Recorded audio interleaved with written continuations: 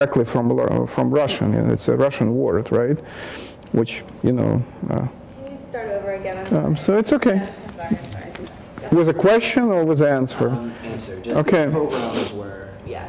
Well, pogrom is a Russian word, has a Russian root, Slavic root, so it's a very interesting. It's one of the few words which entered, you know, international vocabulary directly from Russian, like Sputnik, like many other, I mean, Bolshevik, etc. Well, we have evidence of pogroms going back to early Middle Ages on the territory of Kievan Rus, for example, you know. Real pogroms, I mean modern pogroms, took place in Ukraine in the Pale of Settlement in 1881. And what we know already, based on many years of research and archival sources, that in some cases these pogroms were spontaneous and not supported by local authorities. And local authorities in 1881 were as scared as Jews, because again it was a kind of, you know, spontaneous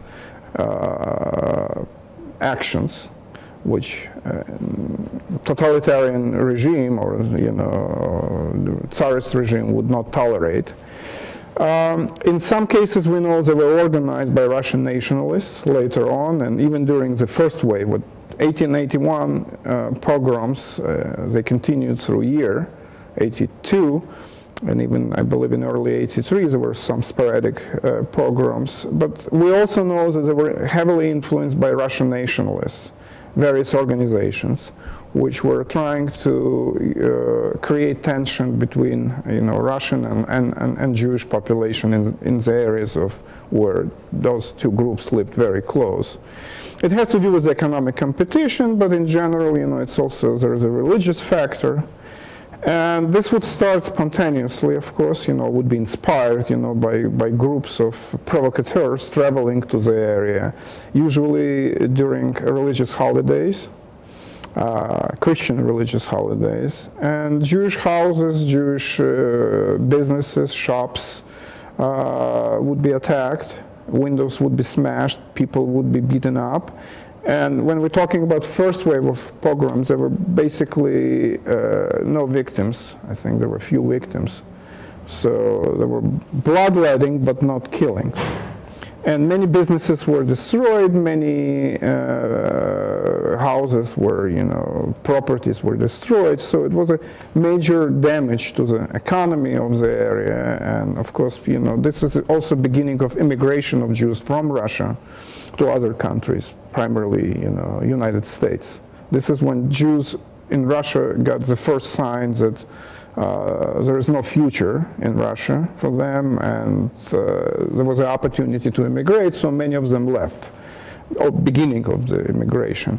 Then you have another waves of pogroms. One has to do, the second one has to do with First Russian Revolution in 1905. Here we have different types of pogroms inspired, as far as we know, from the archival documents by Russian administration, by Tsarist regime, simply to bring attention rather to Jews than to what was happening during that time in Russia, and we're talking about revolution. So it continued through 1905, 1907, and the most horrible pogroms, of course, which took lives of many people, had place during civil war, right after Bolshevik Revolution in Ukraine, Belarus, and other parts of former Russian Empire. Here we're talking about victims, many victims, rapes, destruction, and this is one of the most tragic stories in the history of Russian Jews. There is one more component of it, one important fact, that during the First World War, many Jews from the areas which were under military administration, very close to front line, were also forcefully expelled by military administration, because Jews were accused of being traitors and providing, you know, intelligence information to German troops, etc., etc. So starting from 1881, until Civil War, end of Civil War. This was the most difficult and the most tragic period in, one would call it the black years of Russian Jewry in the former Russian Empire. Could you talk about the exact definition of the word? Pogrom. Well, I don't know what would be the best translation. Well, it's attack, organized attack by non-Jews, local residents usually, sometimes with the participation. Could you say pogroms like are? At the beginning of the sentence, just say like pogroms are, and then. Well, pogroms are attacks, violent attacks against Jewish population in small cities and areas where Jews, lived, organized by nationalists, and which led to the destruction of Jewish property, killing of Jews, their expulsion from the area. The most devastating and had the most devastating effect on the daily life of Jewish population. It took place in many areas of the former Pale of Settlement, and in some cases resulted in death of people, Jewish people. I'm not sure if it's a good definition. We can look at the, That was great. Okay. All right. So we're moving next Okay. to the Soviet Union. So were things all good for Jewish people under the Soviets? Did things ever start to go bad under the Soviets? When did that happen? Well, one cannot give you exact day or a year even when it happened, but we can see a gradual kind of decline in what I would call, support of Jewish culture and in Soviet Union, education, culture. It probably, if one can put a date, it probably will be second half of 1930s, when we see that many Jews who previously occupied important positions, high-level positions in the government, gradually expelled and replaced by local population, by representatives of, local population, being Ukrainians, Russians, Belarusians, and other ethnic groups, because Jews didn't have their own republics. They had their own autonomous region. We can talk about this later. But in general, idea behind this is to have representatives of the local population to occupy higher positions in the government.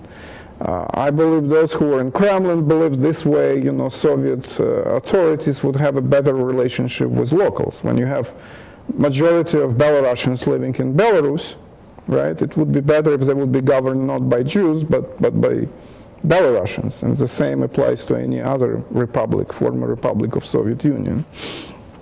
You still have a lot of Jews, what we would call it the mid-level positions. But little by little, even they are pushed out and replaced by locals who already went through college, schools. The reason why so many Jews ended up on the top positions, because when revolution happened, many professionals, many representatives of, of upper class, educated class, fled the country or were repressed, killed during, civil war and post-civil war repressions against, nobility, aristocracy, and so the only people, I believe, who could replace this class, to run a bank or, a hospital or be a professor, you have to be an educated person.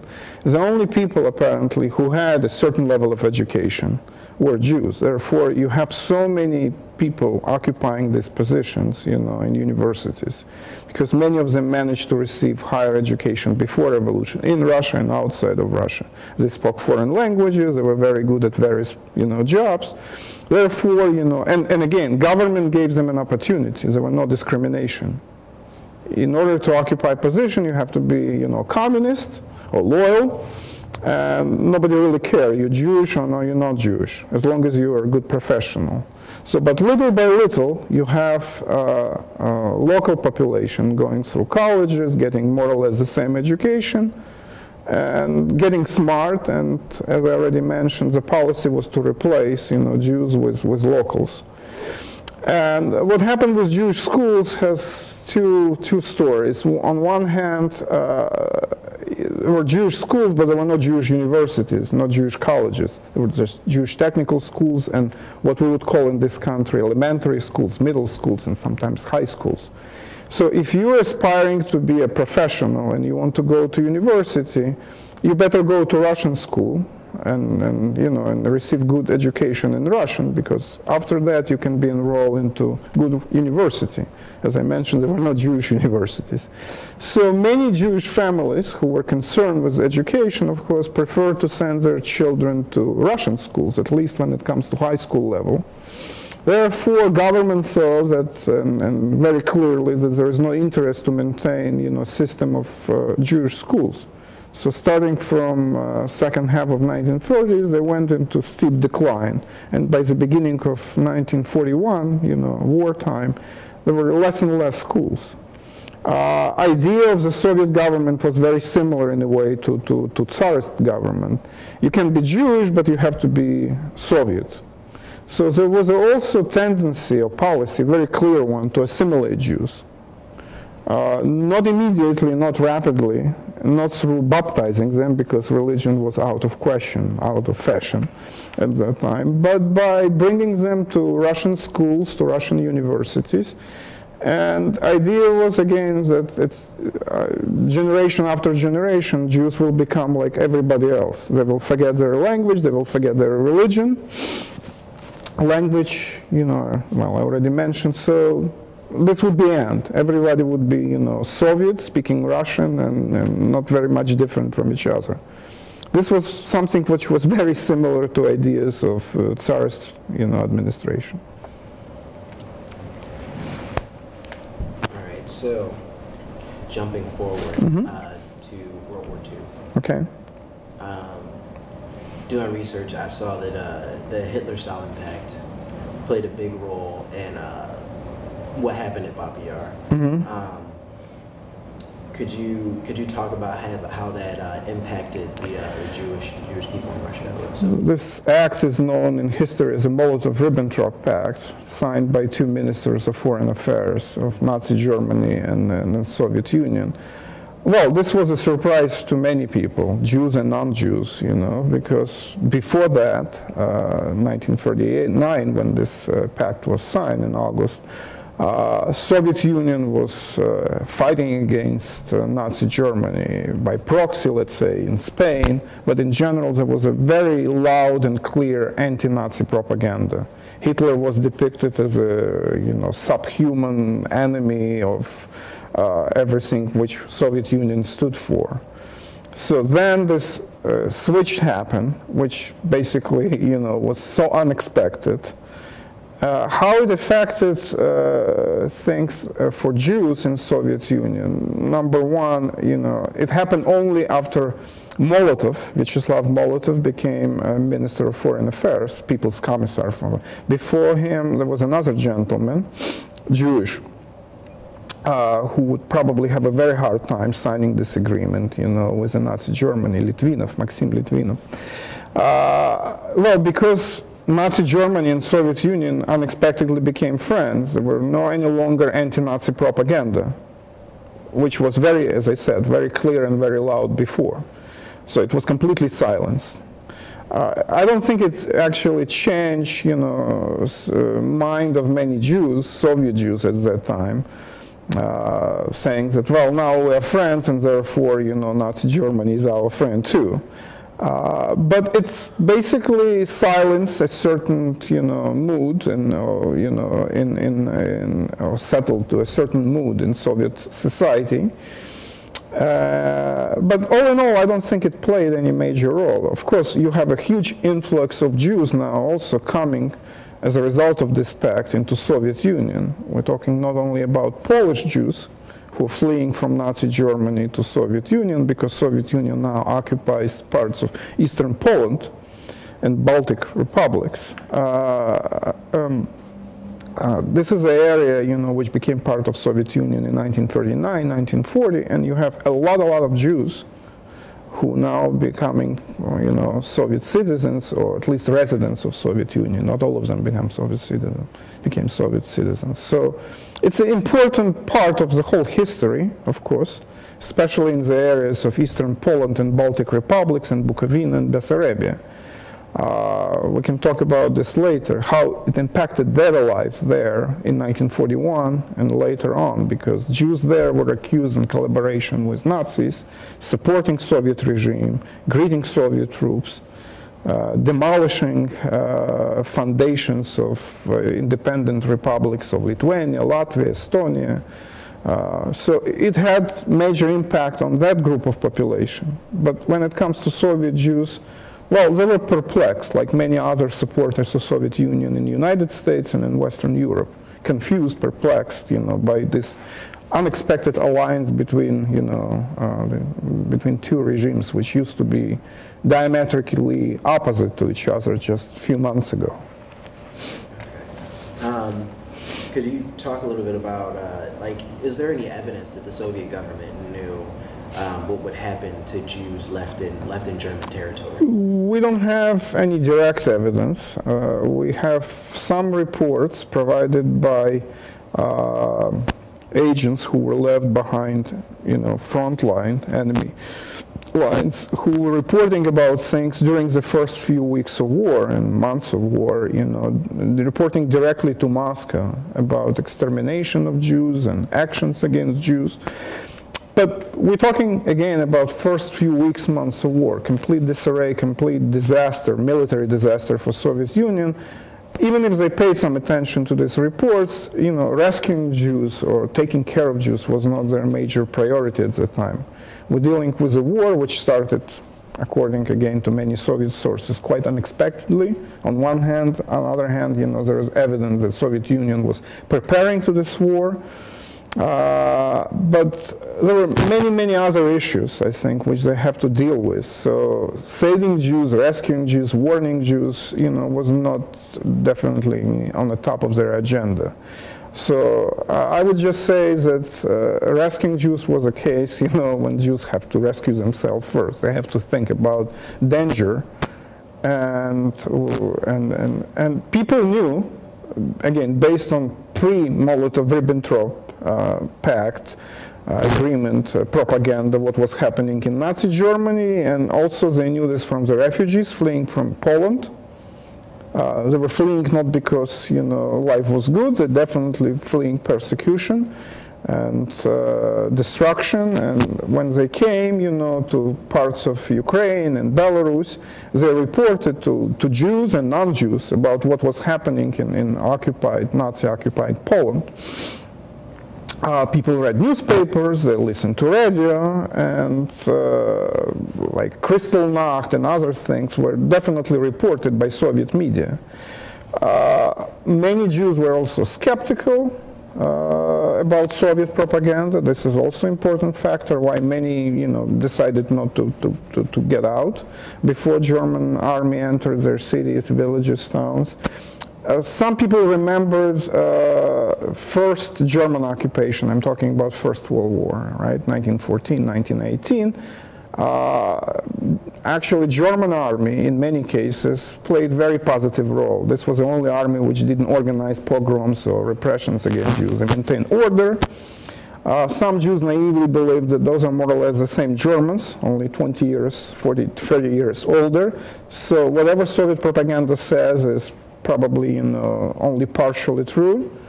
We managed to survive under Bolsheviks, we will manage to survive under Germans. Who knows, maybe they will return people their property and, you know, will allow to reestablish, you know, shops and businesses. So there were people who were skeptical, there were people who were completely naive, there were people who simply could not get out from the areas where they lived. They had no means of transportation. You should also keep in mind that the most active younger group of people, you know, husbands and brothers and older brothers, were drafted into army already. We're talking about first few weeks, months of war. So decisions which usually, you know, had to be taken by the heads of household or, you know, heads of the family, so they were not there to make things moving. So you have old people who lived all their life in the houses which they built, and they had some property, and fleeing where, you know. This was also unknown destination. Some people believe that it would be just a very short war. There's no reason to flee because the Red Army is so strong that it will crash German army within few weeks.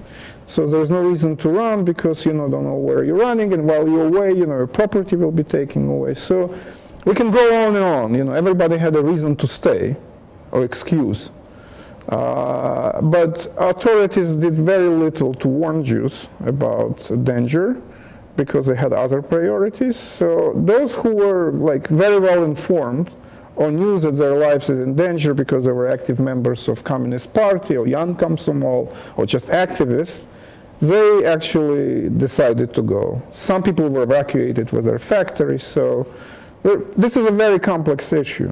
Who stayed and who left and why? Okay.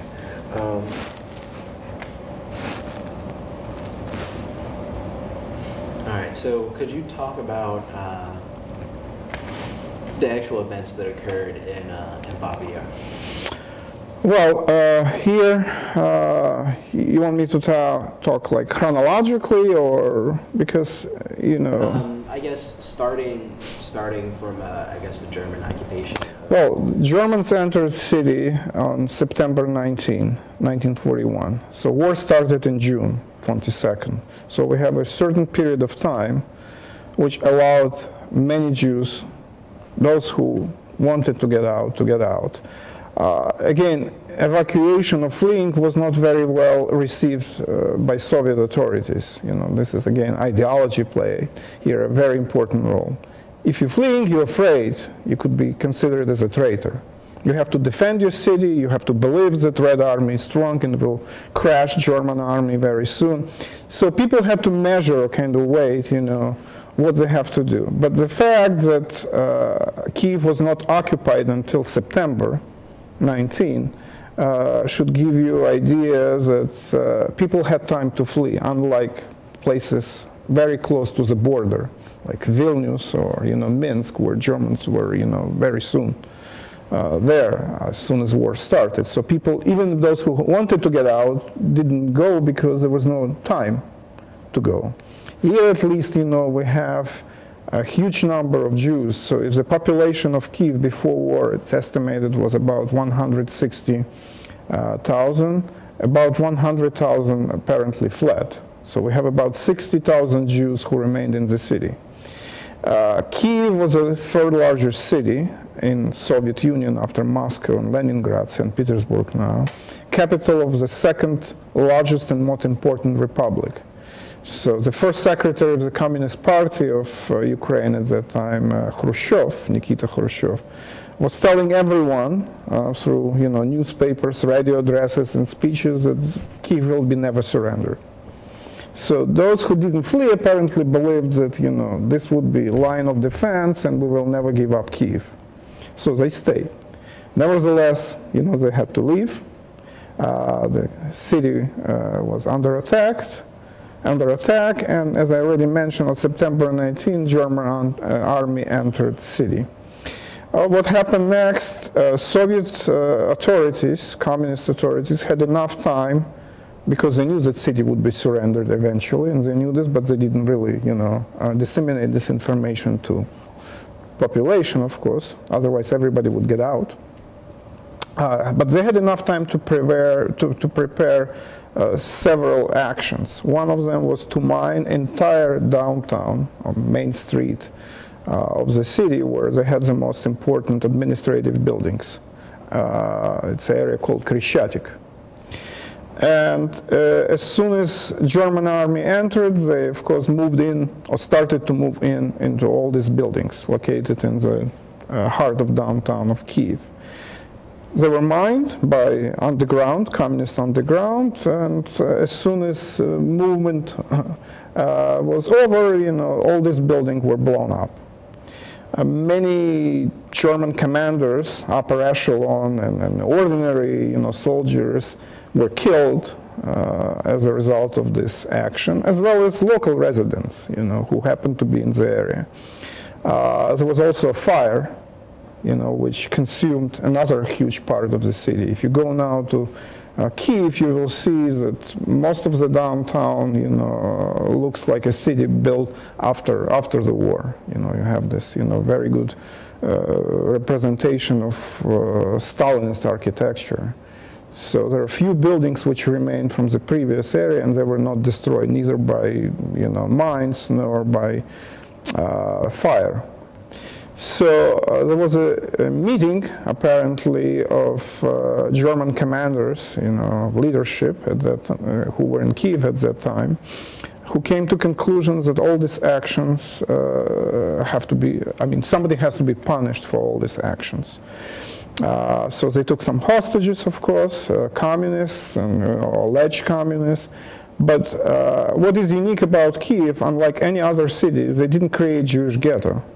In all other places, big or small, you have a ghetto. Jewish ghetto organized very soon after Germans entered city and established their administration. Here, it never happened. Instead, they decided to punish entire Jewish population and kill them, basically exterminate them.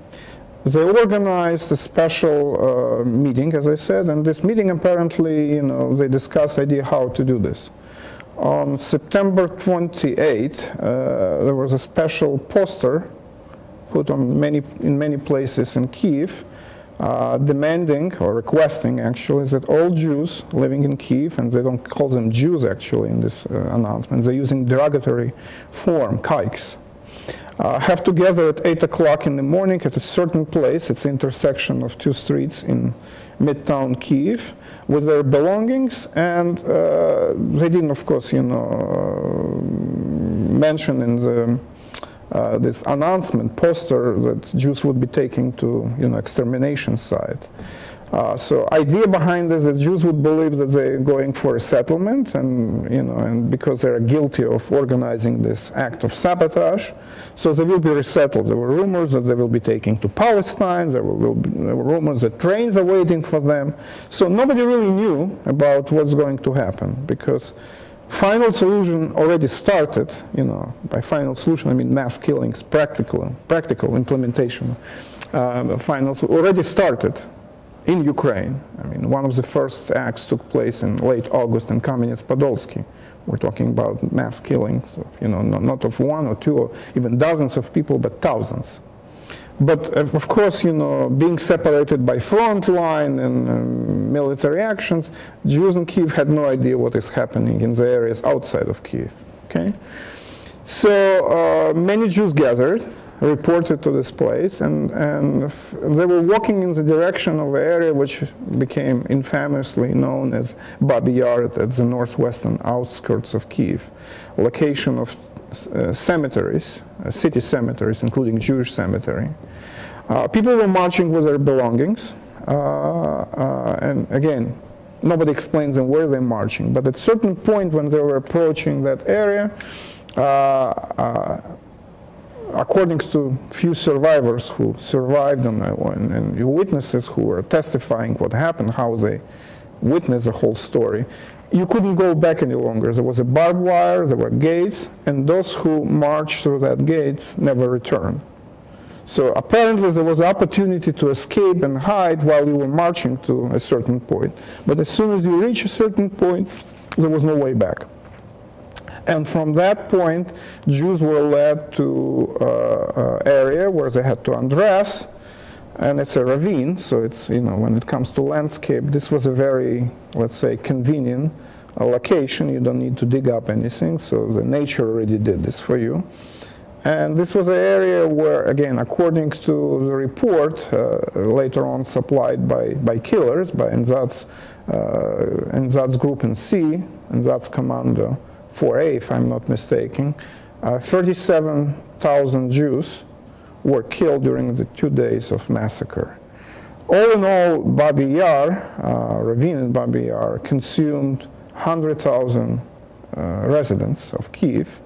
So they started with Jews, and as I said, during these 2 days, This is the largest massacre in the human history, at least, during Second World War II, of course, when it comes to numbers and of people who were killed during a certain period of time. It never happened before, and I'm not sure if it ever happened after, when it comes to this statistics. And later on, of course, in addition to Jews, this became a massacre place for, Gypsies, Roma, POWs, Ukrainian nationalists, communists, you name it. All in all, as I said, the estimate is it's about 100,000 people killed there, massacred there. So it's one of the largest mass graves on the face of the earth. Okay.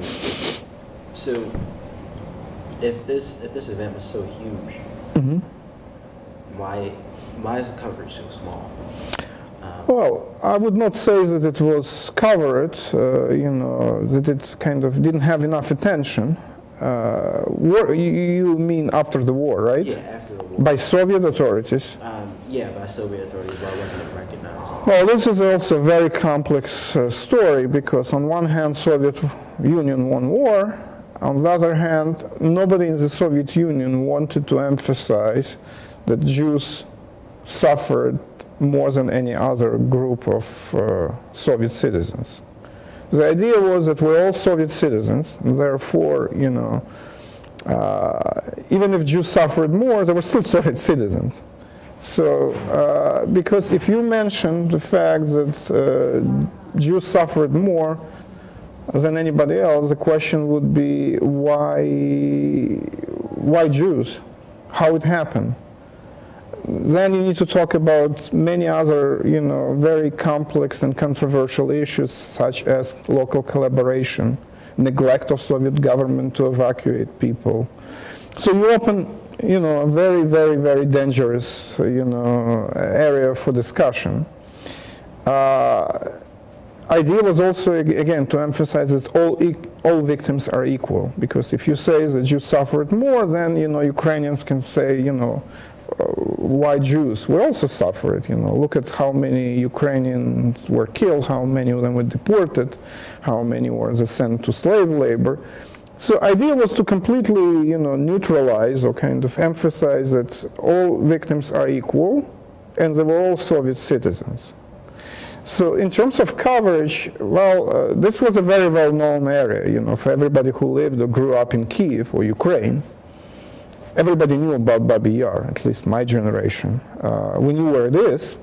When I grew up, there was already a monument there which didn't mention word Jew. It was just Soviet citizen. But again, we all knew that majority of people who perished there are Jews. So it's all started with the execution, extermination of Jewish population, and later on, added by other groups, and only Jews were killed there because they were Jews. Everybody else, let's say, did something, which was against Nazi policies. Well, maybe not Roma, Gypsies, but let's say POWs, Ukrainian nationalists, communists. So, idea what happened also in post-war Kiev, it's also, a long story, but at some point, when those Jews who survived, those who fled Kiev before it was taken over by Germans came back. Of course, they found that all their relatives were killed there. So it became a place of pilgrimage for many people. So on the day of this action on September 29, many people would go there and pray and just have, just gather together to be together. This was not really welcomed by Soviet authorities, who didn't like any unauthorized assembly of people, because they were afraid that, certain things will happen and it would be out of their control. So at some point, Khrushchev, local authorities, came to idea to build their stadium, park, I believe stadium first, and it's a long story that why it didn't happen. It was a mudslide which killed, many people too, and so it's a cursed area. And what happened there is not only horrible, during the war, but also after the war too. It was a site of another tragedy of much smaller scale, of course, but nevertheless. So people would, as I said, people would know about this. You cannot publish books about this. You cannot publish, you cannot make movies. You cannot talk about this openly. But for those who were, let's say, you know, had something to do with it, connection, you know, this was a very well-known chapter in history, fact in history, and a very well-known place. Thank you. I think that pretty much does it for all the questions. Okay. Thanks.